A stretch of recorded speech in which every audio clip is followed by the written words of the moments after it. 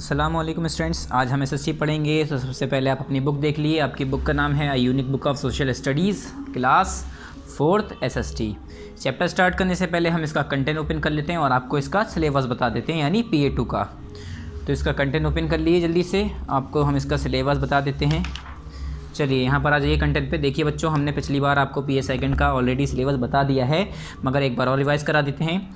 बच्चों देखिए, पिछली बार जब हम चैप्टर यहाँ पर मतलब PA2 का आपको सिलेबस बता रहे थे, तो उसमें हमने आपको बताया था कि इसमें 9, 10th, 11th और 12th ये 4 चैप्टर आपके PA सेकंड में आएंगे। ठीक है, जो आपका PA2 टेस्ट होगा उसमें 4 चैप्टर आएंगे। चैप्टर नंबर 9, चैप्टर 10, चैप्टर 11 और चैप्टर नंबर 12, ये 4 चैप्टर, जिसमें हमने पार्ट नंबर 9 में चैप्टर नंबर 9 कंप्लीट कराया था। आज हम जो करने जा रहे हैं वो है चैप्टर नंबर 10 वाटर रिसोर्सेज, और ये भी हमारा किस में होगा, पार्ट नंबर 10 में होगा।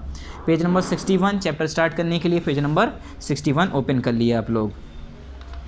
चलिए page number 61 chapter number 10 water resources.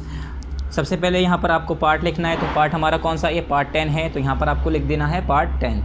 फिर ये हमारी यहाँ पर डेट लिखनी है, तो डेट तो आपको खुद लिखनी होगी। और डेट कौन सी लिखेंगे आप यहाँ पर, डेट आपको उस दिन की लिखनी है जिस दिन ये वीडियो यूट्यूब पर अपलोड होगी। मतलब जिस दिन भी ये वीडियो यूट्यूब पर आएगी उस दिन की यहाँ पर आपको तारीख लिख देनी है। ठीक है स्टूडेंट्स। चलिए, the main occupation of the majority of people in India is farming.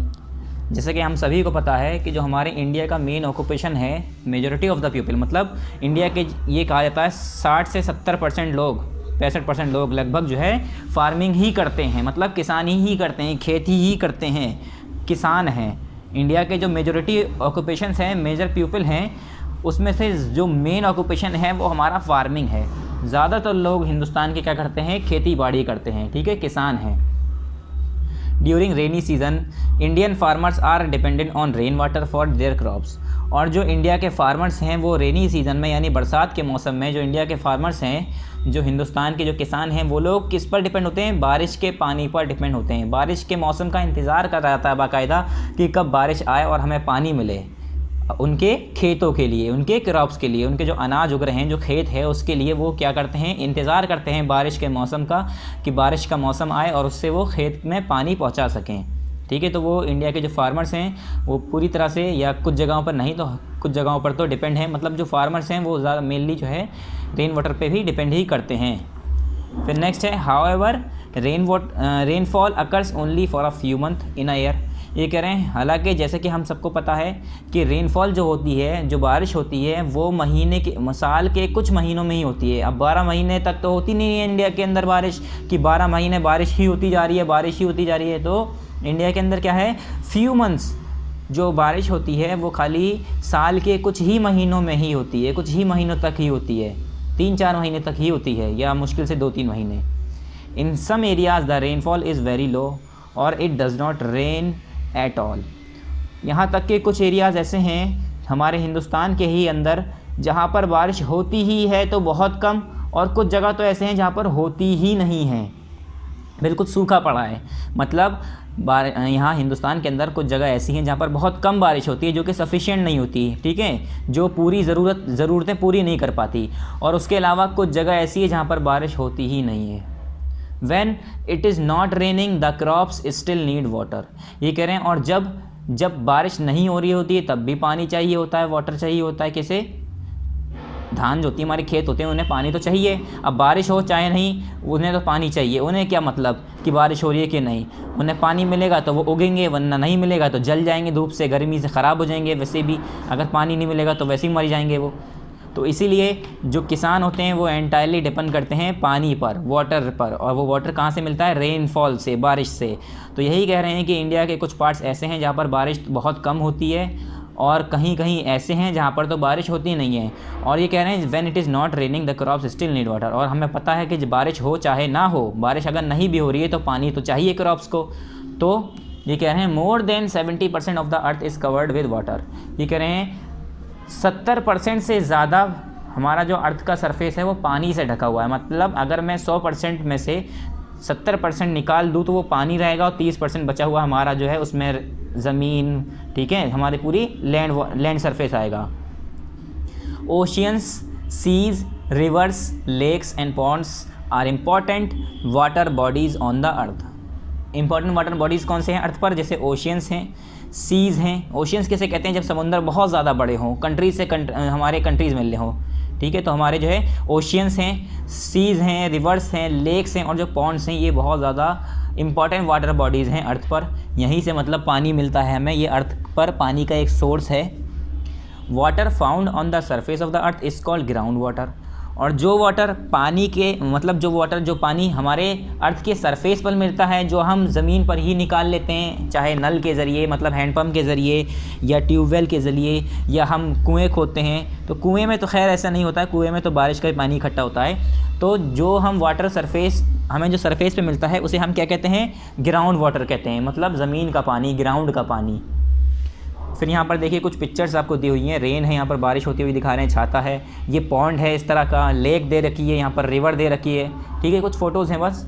Water for irrigation, अब इरीगेशंस के लिए वाटर यूज़ होता है, कैसे यूज़ होता है, क्या है, जो भी है थोड़ा बहुत इसमें बताया गया होगा। चलिए देखते हैं। यहाँ कह रहे हैं about 65% of the total population, मतलब about 65% of the total population is directly और इनडायरेक्टली डिपेंडेंट ऑन एग्रीकल्चर। ये कह रहे हैं 65% जो लोग हैं पूरी हमारे हिंदुस्तान के अंदर, 65% के लगभग 65% के करीब जो पॉपुलेशन है इंडिया के अंदर, या वैसे भी अगर देखा जाए, इस डायरेक्टली और इनडायरेक्टली डिपेंडेंट ऑन एग्रीकल्चर। वो डायरेक्टली या इनडायरेक्टली कैसे भी ना कैसे करके वो एग्रीकल्चर पे ही डिपेंड होती है। डायरेक्टली मतलब कुछ, डायरेक्टली का मतलब ये कुछ लोग खुद ही खेती कर रहे हैं, इनडायरेक्टली मतलब जो किसानों से खरीद कर फिर बेच रहे हैं, तो वो इनडायरेक्टली डिपेंड तो हैं ही एग्रीकल्चर पे। हम ही लोग, अगर हम कहें कि हम लोग डिपेंड नहीं हैं एग्रीकल्चर पे, तो हम लोग भी इनडायरेक्टली डिपेंड हैं। अगर कोई खेती बाड़ी नहीं करेगा तो हम खाना कहाँ से खाएंगे, तो हम भी तो डिपेंड कर रहे हैं। आलू कैसे खाएंगे, ठीक है, गोभी कहाँ से आएगी, भिंडी कहाँ से आएगी, सब्ज़ी कहाँ से आएगी, गेहूँ कहाँ से आएगा, आटा कहाँ से बनेगा फिर, तो हम भी एग्रीकल्चर पे डिपेंड कर रहे हैं। अगर कोई खेती करना बंद कर दे किसान, तो हम भी भूखे मर जाएंगे। तो ये कह रहे हैं for irrigation several irrigation projects have been undertaken by the government. ये कह रहे हैं तो इसीलिए जो इरीगेशन के लिए कुछ इरीगेशन प्रोजेक्ट्स हैं जो कि गवर्नमेंट ने लिए हैं, शुरू किए हैं, ठीक है, कुछ गवर्नमेंट्स ने ऐसे ही कुछ इरीगेशन प्रोजेक्ट्स जो हैं अंडरटेकन बाय गवर्नमेंट, मतलब गवर्नमेंट के ज़रिए शुरू किए गए हैं, गवर्नमेंट के ज़रिए लिए गए हैं, इन पर काम किया गया है। जैसे water is conserve by building canals, dams, reservoirs and tanks. जैसे क्या करते हैं, जो वाटर होता है, जो पानी होता है, उसे कंजर्व किया जाता है, बचाया जाता है, क्या करके, कैनाल्स बना दिए जाते हैं, कैनाल्स बना के, डैम्स बना के बड़े बड़े, या रिजर्वायर्स बना के, या टैंक्स बना के, उसमें पानी को इकट्ठा कर दिया जाता है और फिर वही पानी बाद में यूज़ किया जाता है जब बारिश का मौसम ख़त्म हो जाता है, ठीक है। तो कुछ एरिया ऐसे हैं जहाँ पर बारिश कुछ ही महीने, 1 महीने हुई या 2 महीने हुई, तो वहाँ पर पानी की कमी रहती है, और पूरे 10 महीने 8 महीने बारिश ही नहीं हो रही है, तो वहाँ पानी की कमी होगी। तो उससे क्या होता है, पानी की कमी ना हो तो वो पानी इकट्ठा कर लिया जाता है। अब पहले आ गए हम डैम्स। डैम्स में क्या है, dams are called multipurpose project. ये कह रहे हैं डैम्स को हम मल्टीपर्पज़ प्रोजेक्ट के लिए याद करते हैं, ये कह सकते हैं डैम्स जो है हमारा मल्टीपर्पज़ प्रोजेक्ट के लिए यूज़ किया जा सकता है। पहला क्या है यहाँ पर, they are also use to generate electricity. जो डैम्स होते हैं बच्चों, वो किस लिए यूज़ होते हैं, और किस लिए यूज़ होते हैं, इलेक्ट्रिसिटी जनरेट करने के लिए, मतलब बिजली बनाने के लिए, ठीक है। ये कह रहे हैं जो डैम्स हैं हमारे, वो बिजली बनाने के लिए भी हम यूज़ करते हैं, बिजली बनाने के लिए भी हम उसे यूज़ करते हैं। In dams the water normally falls from a great height. ये कह रहे हैं डैम्स के अंदर जो वाटर है, जो पानी है, वो नॉर्मली अगर देखा जाए तो वो ऊंची हाइट से गिर रहा होता है। मतलब जब हम डैम लगाते हैं तो वो थोड़ा ऊंचा करके बनाया जाता है, फिर वही पानी जो है ऊपर से ऊंचाई से हल्के हल्के करके गिर रहा होता है, या जैसे भी गिर रहा होता है, तो वो जब ऊपर से नीचे गिर रहा होता है तो एक फोर्स लगती है। अब ऊपर से कोई चीज़ नीचे गिरेगी, चाहे देखो ऊपर से कोई चीज़ इंसान छोड़ ही दे और हम नीचे खड़े तो हमारे सर पे लगेगी, क्यों, क्योंकि उसे ग्रेविटी खींच रही होती है। ग्रेविटी क्या होती है तुम्हें ये पता ही नहीं है। जो भी हो, एक ताकत से जो है पानी जो है नीचे गिर रहा होता है, मतलब एक फोर्स से जो है पानी गिर रहा होता है नीचे। तो यही फोर्स क्या करती है, this force of water is use to generate electricity. यही फोर्स, जो पानी जब नीचे गिर रहा होता है तो फोर्स जो उसके अंदर होती है, उसी फोर्स को यूज़ करते हैं इलेक्ट्रिसिटी जनरेट करने के लिए, मतलब बिजली पैदा करने के लिए। This type of electricity is called hydro electricity और हाइडल पावर। और इस तरह की बिजली को जो कि पानी की मदद से बनाई जाती है, उसे हम क्या कहते हैं बच्चों, उसे हम कहते हैं हाइड्रो इलेक्ट्रिसिटी और हाइडल पावर कहते हैं। इस तरह की बिजली को जिससे जो कि पानी से बनाई जाती है, पानी की मदद से, उसे हम क्या कहते हैं, हाइड्रो इलेक्ट्रिसिटी और हाइडल पावर कहते हैं, ठीक है स्टूडेंट्स। इसमें क्या किया जाता है, बड़े बड़े पंखे जो होते हैं, टरबाइंस जिन्हें कहते हैं, ठीक है, जो बड़े बड़े पंखे होते हैं वो लगा दिए जाते हैं, उससे वो घूमते हैं तो उससे इलेक्ट्रिसिटी जनरेट होती है। आगे आप पढ़ेंगे पूरा एक्सप्लेनेशन में, जब बड़ी क्लास में आ जाएंगे एक्सप्लेन करके पूरा अच्छे से। During the rainy season when a river is flooded, ये कह रहे हैं जब रेनी सीज़न की बात करें हम, तो जब बरसात हो रही होती है, क्या हो रही होती है, जब बारिश हो रही होती है रेनी सीज़न में, जब नदियाँ बहने लगती हैं, रिवर इज़ फ्लडेड, जब नदियों में बाढ़ आने लगती है। अब जाहिर पहले से बारिश उसमें पानी स्टोर है, ठीक है, एक तो पहले से उसमें पानी भरा हुआ है, उसके बाद फिर बारिश हो रही है, तो बारिश होगी तो नदियों का पानी तो इधर उधर आएगा, तो उसे कहते हैं फ्लड आना, फ्लडेड होने लगना, पानी बाहर आना। Dams control the flow of water, तो इस टाइम में जो डैम्स बने होते हैं, तो जो बरसात के पानी की वजह से क्या हो रहा होता है, पानी भर रहा होता है नदियों में, तो नदियों में पानी भर रहा है, अब वो बाहर ना आ जाए इसलिए डैम्स बनाए जाते हैं। तो वो डैम्स जो होता है पानी को बाढ़ आने नहीं देता उसके अंदर, मतलब बाहर नहीं आने देता पानी को, और इधर उधर के जो लोग बाग हैं या बस्ती है, गाँव है, वो बच जाता है। वरना अगर डैम नहीं होता तो उसका पानी बाहर शहरों में आने लगता, मतलब जहाँ पर वो नदी है उसके अंदर आने लगता, उस शहर में तो वो डूब जाता, तो ये बाढ़ से बचाता है। फिर यहाँ पर है डैम्स हैव मैनी यूजेस, ये कह रहे हैं डैम्स जो है इसके काफ़ी यूजेस हैं। पहला क्या है, दे help in controlling floods in the river, सबसे पहले रिवर के अंदर इसे हम फ्लड्स कंट्रोल करने के लिए क्या करते हैं, यूज़ करते हैं। क्या, दे help in controlling floods in river, river के अंदर बाढ़ ना आ जाए इसलिए ये बहुत ज़्यादा हेल्पफुल होता है, इसीलिए बनाया भी गया था पहले ये, कि बाढ़ ना आए इसलिए, और इधर उधर पानी पहुँच जाए खेतों में। Water stored in the reservoir is use for irrigation, और रिजर्वायर्स के अंदर जो वाटर इकट्ठा किया जाता है, पानी इकट्ठा किया जाता है, उसे जो है इरीगेशन के तौर पर, यानी खेतों में पानी पहुंचाने के लिए यूज़ किया जाता है। The water of the dam is also use for produce electricity, और यहाँ तक कि जो डैम का पानी होता है वो हम और किस लिए यूज़ करते हैं, इलेक्ट्रिसिटी प्रोड्यूस करने के लिए, यानी बिजली बनाने के लिए। अब देखिए बच्चों, यहाँ पर डैम के नाम दिए हैं, वो स्टेट्स के नाम दिए हैं और रिवर के नाम दिए हैं, मतलब ये कुछ डैम के नाम हैं और किस स्टेट में है, किस जगह पर है वो नाम दिए हैं, और उसके बाद कौन सी नदी पर बनाया गया है वो नाम दिए हैं। तो देखो पहला डैम है यहाँ पर भाखरा नंगल डैम कहाँ पर है, पंजाब में है, और ये सतलज नदी पर बनाया गया है। फिर नागार्जुन, ठीक है, नागार्जुन या नागार्जुना, वैसे नागार्जुन है, नागार्जुन सागर जो है ये आंध्र प्रदेश में बना हुआ है, आंध्र प्रदेश में कृष्णा नदी पर, कृष्णा रिवर जो है वहाँ पर। फरक्का बैरेज जो है ये वेस्ट बंगाल में बना हुआ है, गंगा नदी का जो पानी है उसे रोकता है, उसका डैम है ये। फिर हीराकुड जो है ये ओडिशा में है, ये वाला डैम, महानदी का पानी यहाँ से बहता है, मतलब महानदी जो रिवर है वहाँ पर बनाया गया है।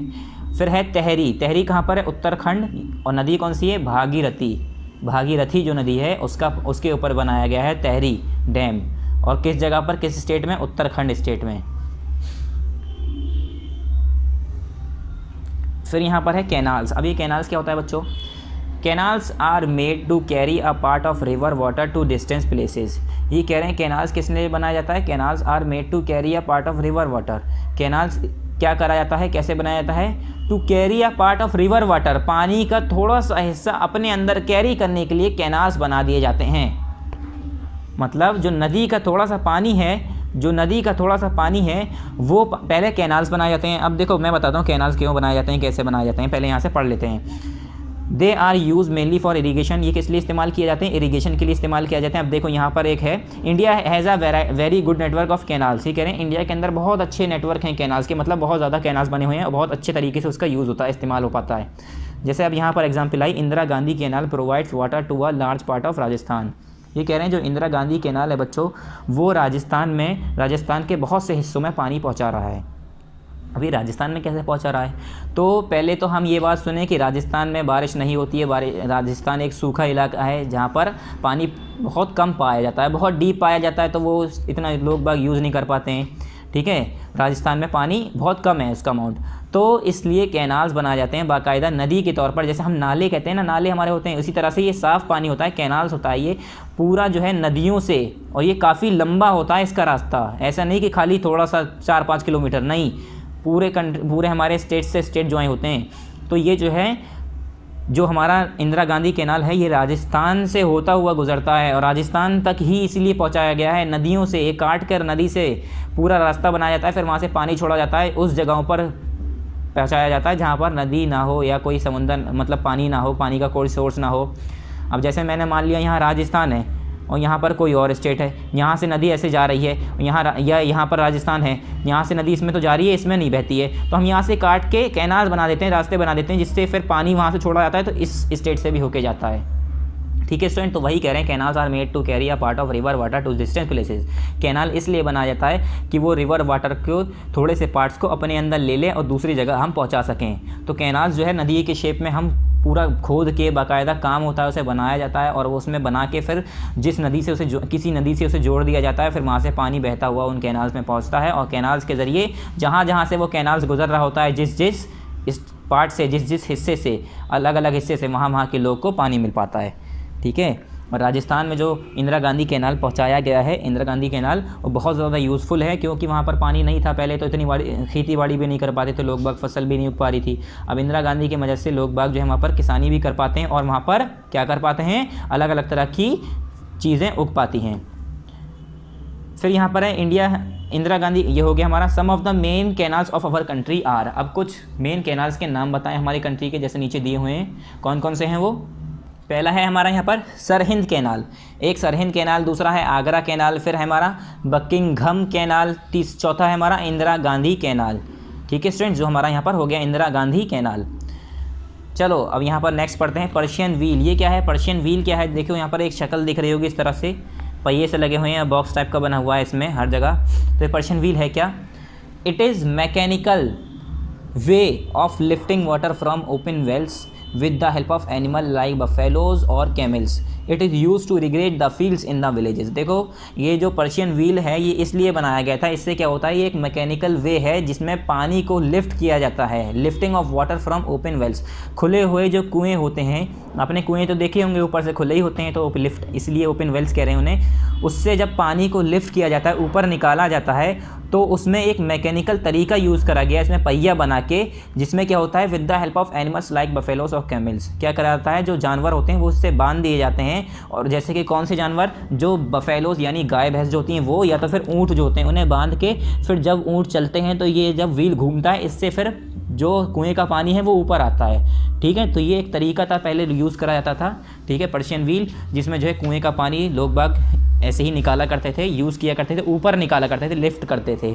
ठीक है, it is use to irrigate the fields in the villages. और गांव में ये है पर्शियन व्हील, ये किस लिए यूज़ किया जाता था, गांव में किस लिए यूज़ किया जाता था, to irrigate the fields in the villages. Villages में, गांव में फील्ड को यानी जो अपनी खेत हैं उन्हें पानी पहुँचाने के लिए। फिर है हमारा नेक्स्ट वेल्स एंड ट्यूबवेल्स। अब ये वेल्स और ट्यूबवेल्स क्या होते हैं, आपने ट्यूबवेल्स और वेल्स सुने होंगे, कुएँ जो होते हैं और ट्यूबवेल जो होते हैं आपने ये तो सुना ही होगा।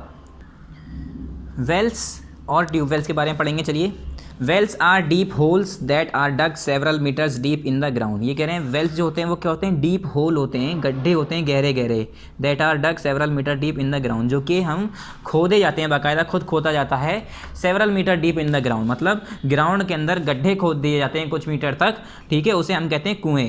क्या कहते हैं उसे, हम कहते हैं कुआँ, जिसे आपने सुना होगा कुआँ, तो उसे हम क्या कहते हैं, वेल।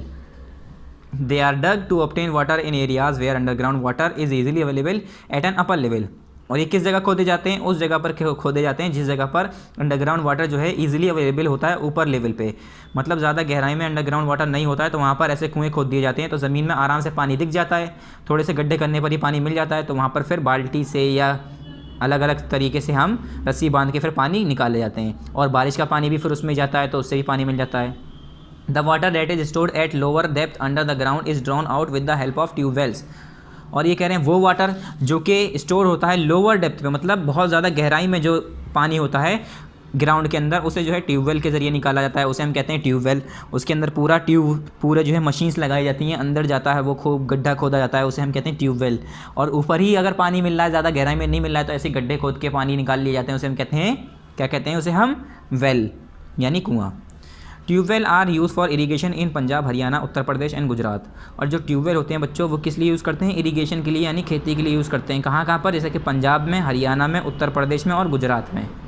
ठीक है स्टूडेंट्स, ये कुछ जगह है जहाँ पर ट्यूबवेल्स जो है खेतों में पानी डालने के लिए यूज़ करा जाता है। फिर आया हमारा हैंडपम्प्स। हैंडपम्प्स तो आप जानते होंगे, जो जिन्हें हम कहते हैं नल। Handpumps are also used in some villages and towns to bring out underground water. ये कह रहे हैं हैंडपम्प्स भी कुछ विलेजेस में या कुछ टाउन्स में यूज़ करा जाता है, किस लिए, to bring out underground water, underground water ज़मीन का पानी जो है उसे बाहर निकालने के लिए कुछ जगहों पर, कुछ शहरों में, कुछ गाँव में यूज़ किया जाता है हैंडपम्प्स को। However handpumps pump out a very small amount of water at a time, और ये कह रहे हैं मगर जो हालांकि जो हमारा हैंडपम्प्स होता है वो एक बार में बहुत कम पानी एक बार में निकलता है, मुश्किल से एक गिलास भर के भी नहीं निकलता अगर हम एक बार चलाते हैं तो वही कह रहे हैं। वाटर पॉल्यूशन क्या होता है? पॉल्यूशन तो आपने सुना होगा, वाटर पॉल्यूशन मतलब वाटर में पॉल्यूशन होना, पानी में गंदगी आना।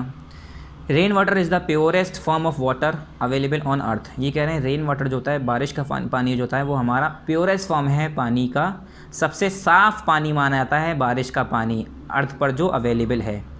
The other sources of water like rivers, lakes, ponds etcetera may not be pure, ये कह रहे हैं जो दूसरे सोर्सेज हैं वाटर के, हो सकता है जैसे कि लेक्स हैं, पॉन्ड्स हैं, ठीक है, और जो छोटी मोटी झीलें हैं या रिवर्स हैं, ये सारे हो सकता है कि साफ़ ना हो, प्योर ना हो, गंदे हो सकते हैं।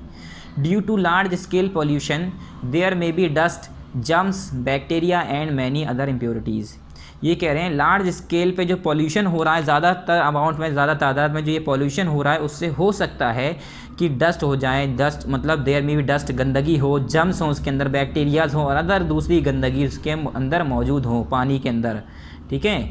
तो ये कह रहे हैं in the water bodies, in these water bodies, water found in these water bodies, तो ये कह रहे हैं हो सकता है इस तरह के पानी में मौजूद हो सकती हैं। जैसे अब यहाँ पर एक वाटर पॉल्यूशन की आपको तस्वीर दिख रही है, ये एक गंदगी निकल रही है पूरे पानी में डायरेक्ट छूट रही है।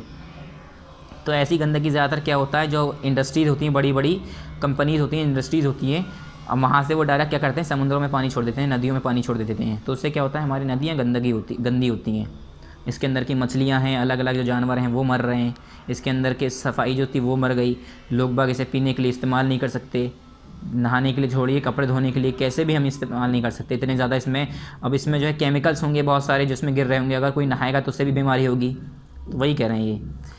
फिर यहाँ पर है sometimes human activities like washing clothes और यूटेंसिल्स और bathing animals in rivers and lakes leads to water pollution, ये कह रहे हैं कभी कभी क्या होता है ह्यूमन एक्टिविटीज़ हैं कुछ, जैसे कि कुछ इंसान के कारनामे हैं या एक्टिविटीज़ हैं, हरकतें हैं, जैसे कि कपड़े धोना या बर्तनों को धोना या जानवरों को किस में नहला देना, जानवरों का जैसे कुछ जो होते हैं बहुत अमाउंट में, जो कुछ होते हैं वो गाय भैंस पालते हैं, वो अपने घर पे छोड़ के वो अगर कहीं बराबर में नदी बह रही है तो वहीं छोड़ देते हैं नहाने के लिए रिवर्स के अंदर, ठीक है। And lakes leads to water pollution, और लेक्स में नहा रहे हैं जानवर, लोग बाग गंदे गंदे कपड़े उसी में धो रहे हैं, उसी में नहा के आ गए, उसी में अपने घर का कूड़ा फेंक दिया, तो इससे क्या हो रहा है, पॉल्यूशन होता है। Harmful waste material from industries dump into these water bodies also pollute the water, और ये कह रहे हैं जो हार्मफुल वेस्ट मटेरियल इंडस्ट्रीज से जो इस वाटर बॉडीज़ में फेंके जाते हैं वो भी क्या करते हैं, वाटर में पॉल्यूशन करते हैं, वो क्या करते हैं, वाटर को पॉल्यूट करते हैं। Also chemically treated water from some industries, जैसे कि कह रहे हैं कुछ केमिकली ट्रीटेड वाटर होता है जो इंडस्ट्रीज़ से जब रिलीज़ किया जाता है उसे फ्रेश वाटर में, कॉज वाटर पॉल्यूशन, वो क्या कर देते हैं, वाटर पॉल्यूशन कॉज कर देते हैं, यानी वाटर पॉल्यूशन की वो वजह बन जाते हैं। Dirty water when consume leads to diseases like cholera, jaundice and typhoid, ये कह रहे हैं जब गंदा पानी जब हम कंज्यूम करते हैं, इस्तेमाल करते हैं, या कोई अगर गंदा पानी इस्तेमाल करता है तो उससे क्या हो जाता है, क्या होता है, उससे बीमारियाँ होती हैं, जैसे कि कॉलेरा हो जाना, जॉन्डिस हो जाना या टाइफाइड हो जाना, इस तरह की यहाँ पर बीमारियाँ होती हैं जब कोई गंदा पानी इस्तेमाल कर लेता है। प्रिवेंटिंग वाटर पॉल्यूशन, अब वाटर पॉल्यूशन को हम बचा कैसे सकते हैं, उसे प्रिवेंट कैसे कर सकते हैं कि वाटर पॉल्यूशन ना हो, हमारा पानी सेफ़ रहे, हम कैसे कर सकते हैं।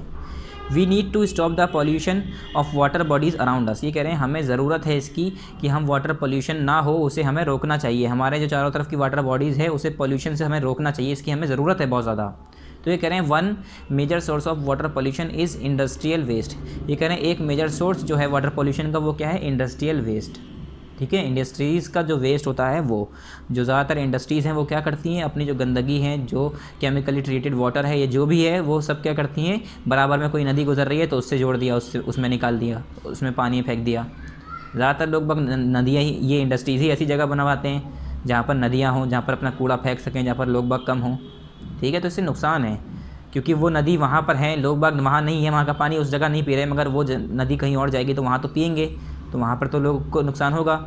वही कह रहे हैं इंडस्ट्रीज़ एंड, फिर नेक्स्ट पेज नंबर 64 पे, industries and factories should therefore stop dumping waste into water bodies, ये कह रहे हैं इसीलिए इंडस्ट्रीज़ और जो फैक्ट्रीज़ हैं उन्हें चाहिए कि वो इसीलिए वेस्ट को डंपिंग करना वाटर बॉडीज़ में बंद कर दें, मतलब वेस्ट को वाटर बॉडीज़ के अंदर, पानी के अंदर फेंकना बंद कर दें। They should use proper method to dispose of solid waste, ये कह रहे हैं उन्हें जो है सॉलिड वेस्ट को डिस्पोज करने के कुछ प्रॉपर मेथड यूज़ करने चाहिए। Waste water from factories should be treated before it is left into water bodies, और जो वेस्ट वाटर जो फैक्ट्रीज से निकाले जाते हैं, गंदे पानी जो ऐसे छोड़ दिए जाते हैं नालों में, उन्हें पहले ट्रीट करना चाहिए, उन्हें पहले जो है केमिकल फ्री बनाना चाहिए, मतलब उसके ऊपर कुछ ऐसे काम करना चाहिए जिससे वो नुकसान ना करे, फिर बाद में उसे पानी के अंदर छोड़ दें। मगर वो क्या करते हैं, ऐसे ही गंदगी उसके अंदर भरी होती है, सारे बैक्टीरिया सब उसके अंदर, मतलब डिजीज़ पैदा करने वाली सारी चीज़ें मिल जाएंगी और उसे वो ऐसे ही छोड़ देते हैं।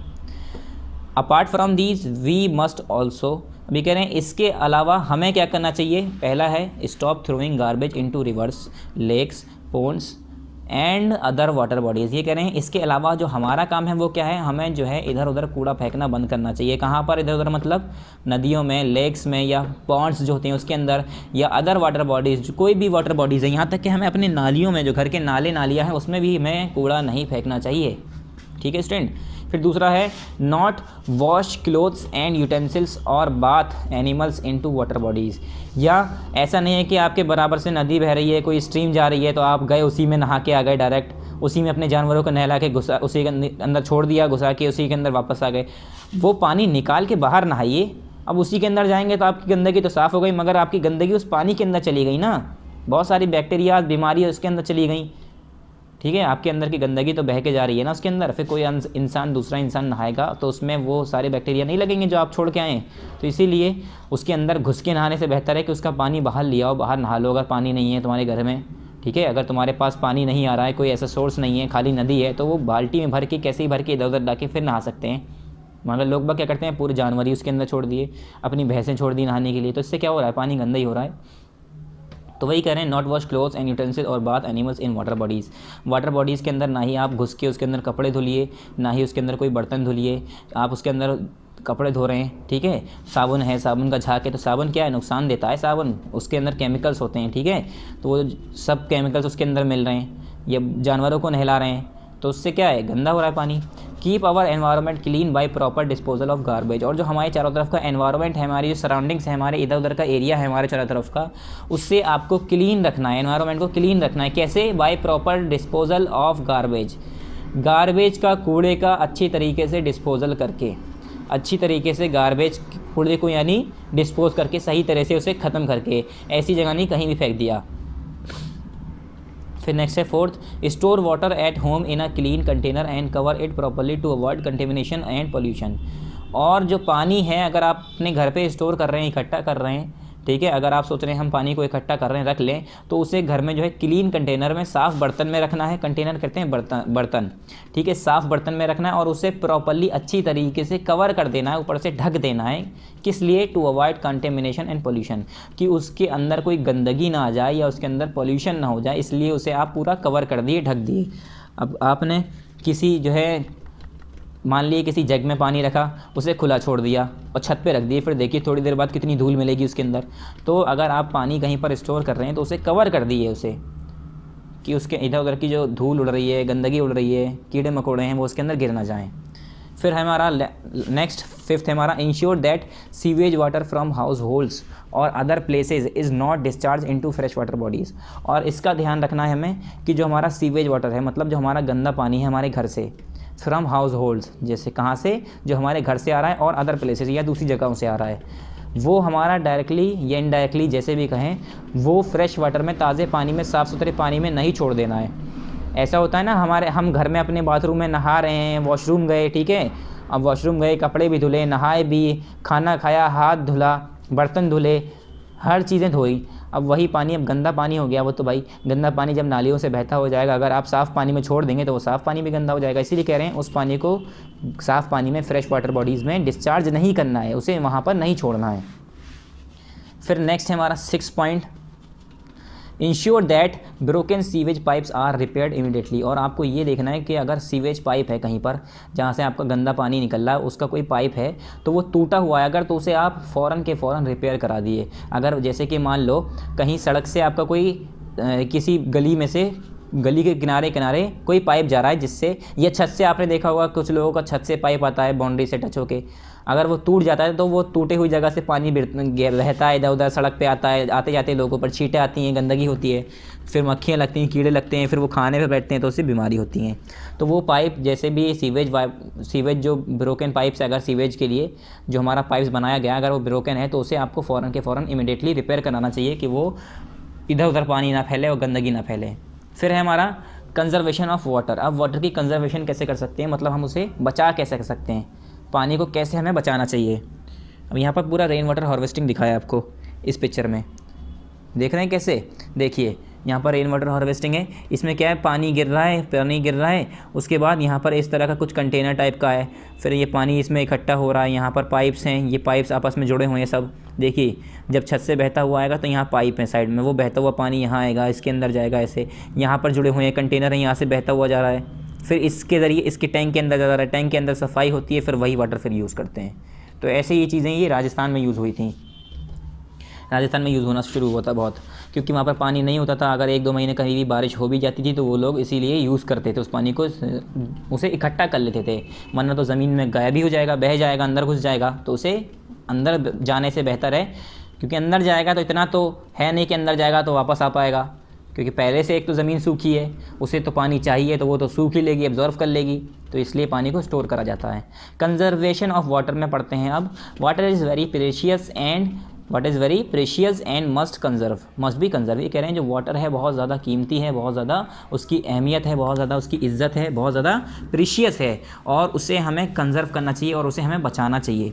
Because of wastage and over use of water tables in all parts of India are shrinking. ये कह रहे हैं किस वजह से, हमारे जो वेस्टेज की वजह से, फालतू के उसे वेस्ट करने की वजह से और पानी के ओवर यूज़ की वजह से वाटर टेबल्स जो है हमारे हर पार्ट्स में इंडिया के वो सिंक हो रहा है, सिंकिंग हो रहा है। मतलब सिंकिंग का मतलब तो होता है डूबना, मगर यहाँ पर इसलिए वर्ड यूज़ किया गया है कि वो कम हो रहा है, ज़मीन के अंदर घुसता जा रहा है, मतलब ख़त्म होता जा रहा है, उसका लेवल कम होता जा रहा है। तो वही कह रहे हैं water table in all parts of India are sinking.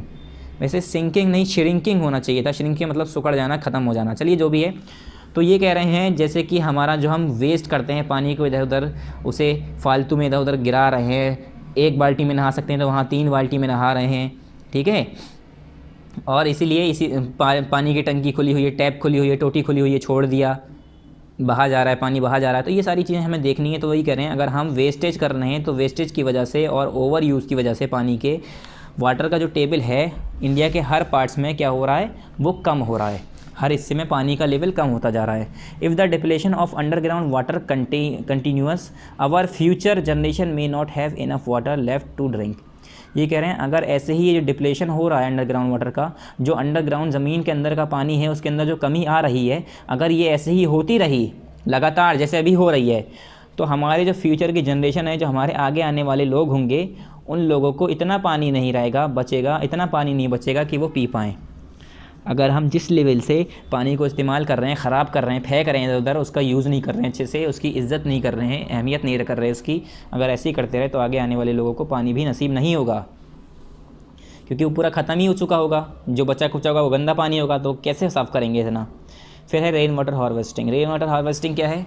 When rain water is stored in tanks and underground reservoirs then it is describe as rain water harvesting. ये कह रहे हैं जब रेन वाटर जो है, बारिश का पानी जो है स्टोर कर दिया जाता है टैंक्स में, और उसे एंड अंडरग्राउंड रिजर्वायर्स देन, ये अंडरग्राउंड रिजर्वायर्स हैं। अंडरग्राउंड रिजर्वायर मतलब ज़मीन के अंदर ऐसे बना दी जाती हैं जगह, उसके अंदर स्टोर कर दिया जाता है, तो उसे हम क्या कहते हैं? It is describe as rain water harvesting. इसे हम कहते हैं rain water harvesting. This water does not flow away and is stored for future use. और ये पानी ऐसा नहीं है कि बह के कहीं और चला जाएगा, ये पानी जो है बाकायदा एक टैंक बनाया जाता है, उसके अंदर रखा जाता है, ये बह के कहीं इधर उधर नहीं जाता है, ठीक है। और इसे फिर जैसे बारिश का मौसम ख़त्म हो जाता है, फिर पानी नहीं रह जाता कहीं, तो उसे फिर बाद के लिए यूज़ करते हैं, इस्तेमाल करते हैं। कहाँ पर? जहाँ पर पानी की कमी होती है उन एरियाज़ में रेन वाटर हार्वेस्टिंग बहुत ज़्यादा की जाती है। सेव वाटर, पानी को बचाने का तरीका अब यहाँ पर देखेंगे। सेव वाटर, पानी को कैसे बचाया जाए। We have to learn to use water judiciously. ये कह रहे हैं हमें पढ़ना चाहिए कि हमें वाटर को, पानी को कैसे जुडिशियसली यूज़ करना चाहिए, ठीक है। So that not even a drop is wasted, कैसा कि यहाँ तक कि एक ड्रॉप, एक बूंद पानी की वेस्ट ना हो। इस हिसाब से हमें उसके बारे में पढ़ना चाहिए, उसके बारे में हमें सीखना चाहिए कि पानी को हम किस हिसाब से जुडिशियसली यूज़ करें कि यहाँ तक कि उसकी एक बूंद पानी भी ना गिरे। इस हिसाब से इतनी इज्जत देनी चाहिए, मतलब पानी को इतनी अहमियत है पानी की। Saving water is also called water conservation. ये कह रहे हैं पानी के बचाने को ही हम क्या कहते हैं, वाटर कंजर्वेशन कहते हैं।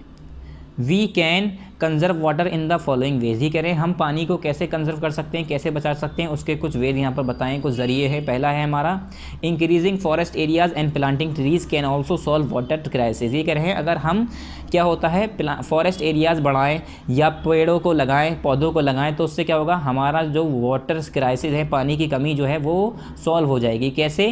क्योंकि जब ट्रीज़ होते हैं वो जब उगते हैं, जब उगाए जाते हैं, ट्री लगाए जाते हैं, जो ट्रीज़ होते हैं पेड़, वो क्या करते हैं, trees help in attracting clouds and cause rain.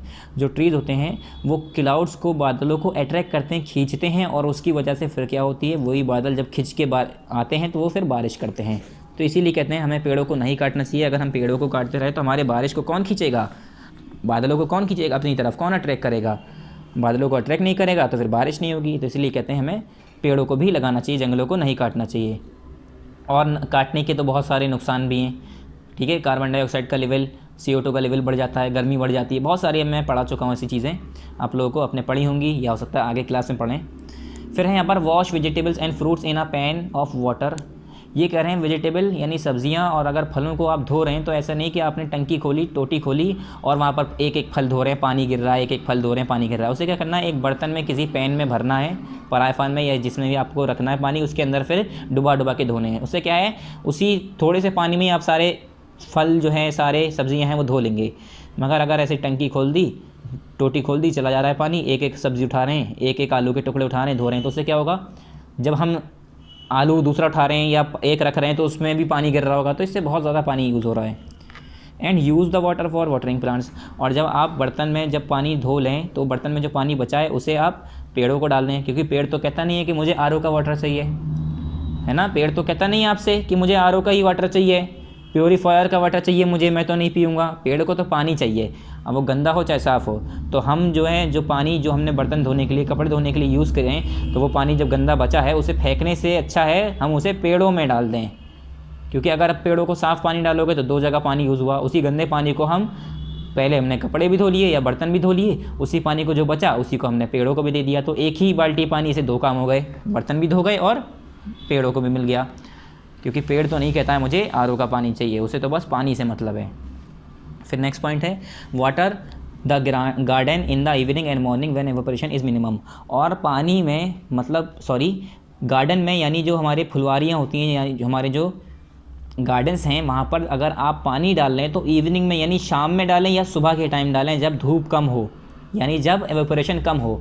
अगर धूप ज़्यादा निकलेगी तो भाप बन के पानी उसकी गर्मी से ज़्यादा जल्दी उड़ जाएगा और पेड़ों को पानी इतना नहीं मिल पाएगा, तो हमारा इससे लॉस होगा, नुकसान होगा, पानी बह के भाप बन के उड़ गया। अगर आप रात के टाइम, शाम के टाइम डालेंगे तो उस टाइम धूप नहीं रहती है, या बिल्कुल सुबह सुबह डालेंगे तो धूप नहीं रहती, तो पानी जो है पेड़ों तक पहुँच पाएगा, पेड़ उसे यूज़ कर पाएंगे और एवापोरेशन इतना नहीं होगा। फिर नेक्स्ट है check leakage of taps and pipes. और पाइप और टैप्स की लीकेज चेक करते रहिए, कहीं आपकी टंकी कोई टोटी ढीली तो नहीं रह गई, कोई टोटी ख़राब तो नहीं है, कोई पाइप कहीं लीक तो नहीं हो रहा है जहाँ से पानी बह रहा हो।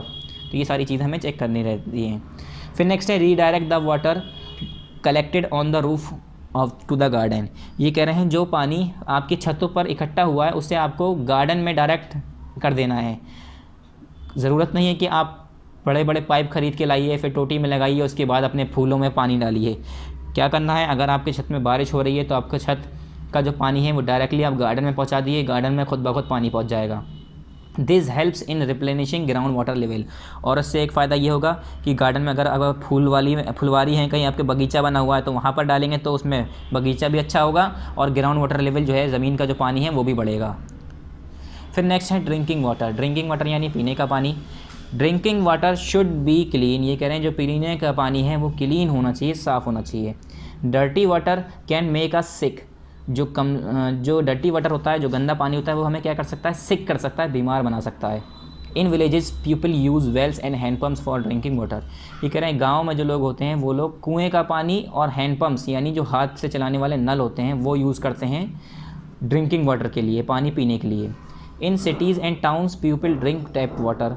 और सिटीज़ में और टाउन्स में मतलब शहरों में कस्बों में जो लोग होते हैं वो क्या करते हैं, टाउन्स में जो लोग होते हैं वो टंकी का जो टैप वाटर होता है वो यूज़ करते हैं, जो हम यूज़ करते हैं अब सबमर्सिबल जो होता है। The tap water takes a long journey to reach our homes. और जो टैप वाटर होता है वो एक लंबी जर्नी लेता है हमारे घर तक पहुंचने के लिए, मतलब उससे काफ़ी दूर से आ रहा होता है वो। At the water works the water is clean and made safe for drinking and then it is pump to our homes. ये कह रहे हैं जहाँ पर वाटर वर्क किया जाता है वहाँ पर क्या होता है, जो गंदा पानी होता है उसे साफ़ करके, साफ़ सुथरा करके, उसे सेफ़ बनाकर, पीने के लायक बनाकर उसे पम्प कर दिया जाता है हमारे घरों तक, वो फिर पहुँच जाता है। आपने देखा होगा आजकल जो पानी होता है कुछ जगहों पर वो जो है डायरेक्ट, कुछ यहाँ तो नहीं, इंडिया के अंदर तो अभी तक ऐसे कुछ जगहें कम हैं, मतलब हम लोग डायरेक्ट सबमर्सिबल लगाते हैं, ज़मीन से निकाल लेते हैं पानी।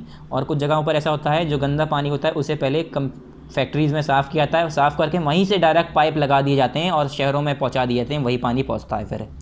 ठीक है स्टूडेंट्स, यहाँ पर हमारी रीडिंग कंप्लीट। अब आ जाते हैं हम इसकी एक्सरसाइज पर। पहली एक्सरसाइज है बच्चों टिक द करेक्ट ऑप्शंस।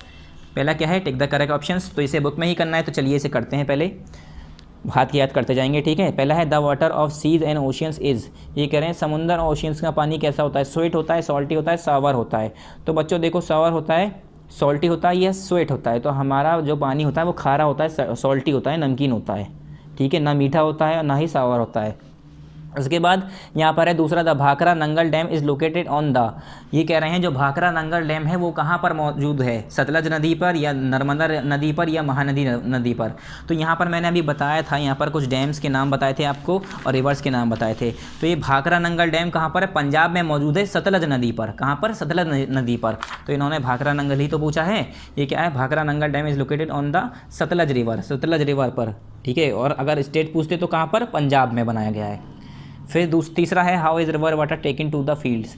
ये कह रहे हैं जो रिवर का वाटर है वो फील्ड्स तक कैसे पहुंचाया जाता है, तो बकेट्स में या हैंड पम्प्स में या कैनाल्स में। तो जो हमारे कैनाल्स होते हैं वो छोटे छोटे कैनाल्स, या छोटे तो नहीं होते खैर कैनाल्स, मगर कैनाल्स बनाए जाते हैं, उससे फिर नदी का पानी छोड़ दिया जाता है उसके अंदर, फिर वो शहरों में पहुँच जाते हैं। ठीक है, फील्ड्स में पहुँच जाते हैं। वही कह रहे हैं ना, फील्ड्स में कैसे पहुँचाया जाए, तो कैनाल्स के ज़रिए पहुँचाया जाता है। तो इस पर आप टिक कर दिए। पहले का बी है बच्चों, दूसरे का ए, तीसरे का ए। फिर आप पेज नंबर 66 पे आ जाते हैं। अब ये वाला जो हमारा फोर्थ है, इसमें पूछा है dash is not a source of fresh water. कौन सी ऐसी चीज़ है जो कि हमारा फ्रेश वाटर का सोर्स नहीं है, तो लेक, रिवर या स्ट्रीम। तो अगर हम देखें तो स्ट्रीम जो है वो भी नदी से ही कट के आ रही होती है, लेक होती है वो भी, और वो भी लेक जो है वो भी साफ़ पानी होता है खैर, और रिवर है और स्ट्रीम है ये बहता हुआ पानी होता है। और लेक्स की अगर बात करें तो ये भी होता तो तीनों में ही पानी होता है, मगर अब ये पूछा इन्होंने सोर्स ऑफ फ्रेश वाटर जो नहीं है, जहाँ पर साफ़ पानी नहीं मिलता इन तीनों में से, उन तीनों में से वो कौन सी जगह है।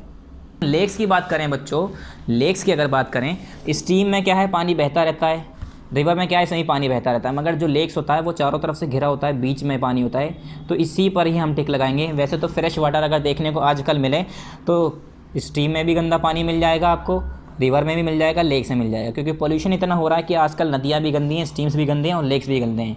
कहीं पर साफ़ पानी मिलना बहुत इम्पॉसिबल हो रहा है आजकल, क्योंकि हर कोई जो इंडस्ट्रीज़ हैं वो अपना कचरा जो है, अपना कूड़ा जो है, इंडस्ट्रीज़ छोड़िए, इंडस्ट्रीज़ को तो बस बदनाम किया जा रहा है। हम लोग जो हैं, नॉर्मल पीपल जो हैं, वो लोग भी अपने घर का कूड़ा कचरा इधर उधर छोड़ देते हैं, नालियों में डाल देते हैं, फिर वही नालियाँ आगे जा के मिलती हैं, फिर वही गंदगी करती हैं, बीमारी होती हैं, डेंगू और पता नहीं कौन कौन सी बीमारी बनती हैं। फिर यहाँ पर आगे हम फिल इन द ब्लैंक्स में हेल्प बॉक्स को यूज़ करके आपको ब्लैंक्स को फिल करना है। पहला है the main occupation of majority of the people in India is farming. हमने आपको जैसे कि बताया जो इंडिया की मेजोरिटी का मेन ऑक्यूपेशन है वो क्या है, फार्मिंग है। क्या है बच्चों, वो फार्मिंग। फिर नेक्स्ट क्या है हमारा यहाँ पर आप फार्मिंग लिख दिए। दूसरा है the water of dam is use to produce electricity.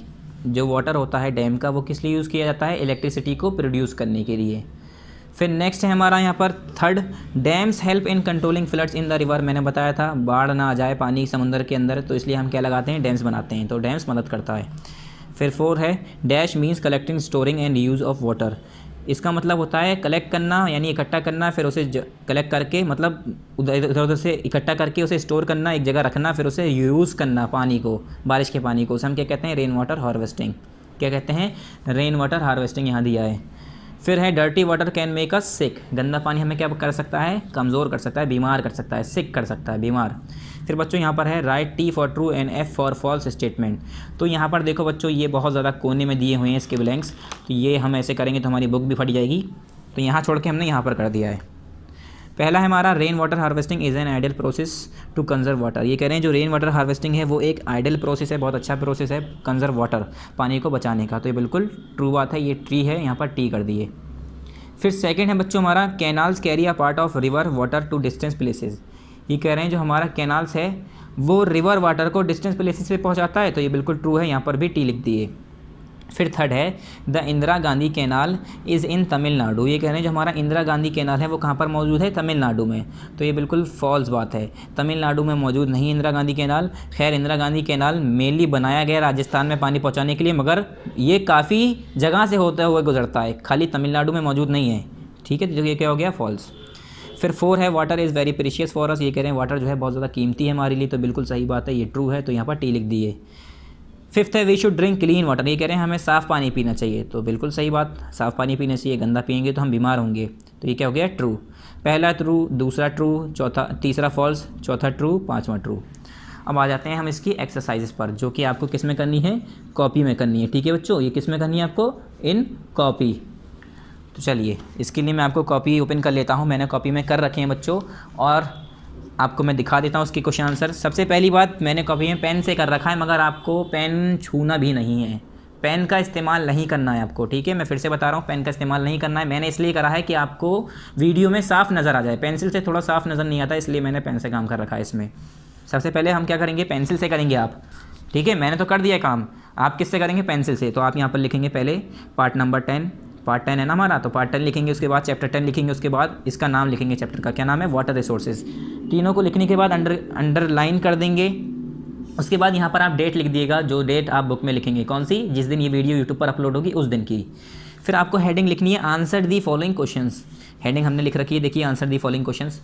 हमने बच्चों पेन से काम किया है, मगर आपको पेन से काम नहीं करना है, किससे करना है आपको, पेंसिल से सारा काम। फिर क्वेश्चन नंबर फर्स्ट उतार लेंगे, what are the main uses of dams. ये कह रहे हैं डैम्स के मेन यूजेस क्या हैं ये बताइए। तो यहाँ पर आप क्वेश्चन नंबर फर्स्ट लिखिए, what are the main uses of dams, question mark, एक लाइन छोड़ के आंसर लिखिए। Answer number first, dams have many uses. पहला क्या है, पहला point, they help in controlling, CONTROLLING है बच्चों, ये थोड़ा राइटिंग अजीब सी हो गई है, तो हो सकता है आपको गंदा लग रहा हो, मैं स्पेलिंग बोल दे रहा हूँ, CONTROLLING, controlling floods in the river. Dams किस लिए यूज़ करते हैं, नदियों के अंदर बाढ़ आने से रोकने के लिए हम डैम्स को यूज़ करते हैं। फिर दूसरा है यहाँ पर, water stored in the reservoirs is use for irrigations. और डैम्स के ज़रिए जो रिजर्वायर्स बनाए जाते हैं वहाँ पर पानी इकट्ठा किया जाता है, और उससे क्या किया जाता है फिर इरीगेशन के लिए, मतलब खेतों में पानी पहुँचाने के लिए, पानी लगाने के लिए हम उसे यूज़ करते हैं। फिर नेक्स्ट है लास्ट, तीसरा use, the water of the dam is also use to produce electricity. जो वाटर होता है, जो पानी होता है डैम का, और किस लिए यूज़ करते हैं उसे, बिजली बनाने के लिए। तो यहाँ पर आंसर नंबर फर्स्ट कंप्लीट हो गया। फिर क्वेश्चन नंबर 2 क्या है बच्चों, क्वेश्चन नंबर 2 पहले बुक में देख लिए, what is canal, name some canals.